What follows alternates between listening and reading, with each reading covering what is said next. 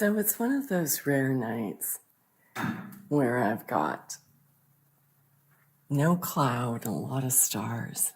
And you can't see it with my camera. But I thought I would share the experience of what I'm observing. This is something I love doing. Just standing, I live in the country, so I really have a lot of stars when it does come out. And I spend a lot of hours in the evening just looking at the stars, especially if I wake up in the middle of the night. And unless you do that, you really don't see the stars for what they are.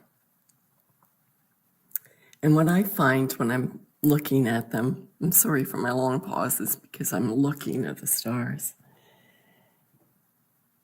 that they are alive and reactive. I know they blink, right? And we all know that they blink. We all see that from time to time. But they're more than that. Like when a plane comes by, and you have to get out, you really have to spend more than 5 minutes looking at the stars, but pay attention the next time that you are looking at the stars and a plane is coming by. Watch the stars around them. They start blinking. All over the sky, there will be blinking and blinking. Matter of fact, I'm watching a plane come by right now and the stars are starting to do this. And if I could film this for you, I would, because it's actually magical. And how can they be? I have no clue what NASA says how far they are, quadrillion miles away as far as I'm concerned. Be blinking and recognizing these planes that are really not that far up in the sky, honestly. But they do. They blink at it. They notice it. It's only looking. Are you going to be able to see these things? Just like seeing the chemtrails. You have to put down your phone and you have to look at the sky for more than a couple of minutes, more than just getting out of your car and coming into your house.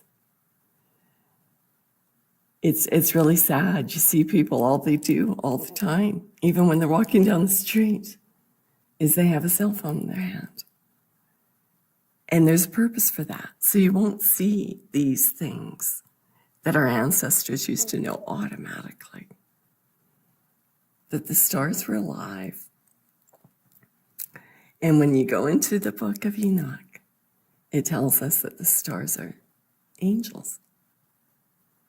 They're a certain type of angel. And each star has a whole legion of angels that are surrounding and brightening it. And there's, I can't remember the number for the stars for the sun. I mean, not the stars, but the angels for the sun. Just, think about things that way. Because it really is that way. It's not this spinning around the universe at bazillion of miles per hour. This is not what we live in. We live in a closed environment where the stars are watchers, angels. And they recognize the planes that go by.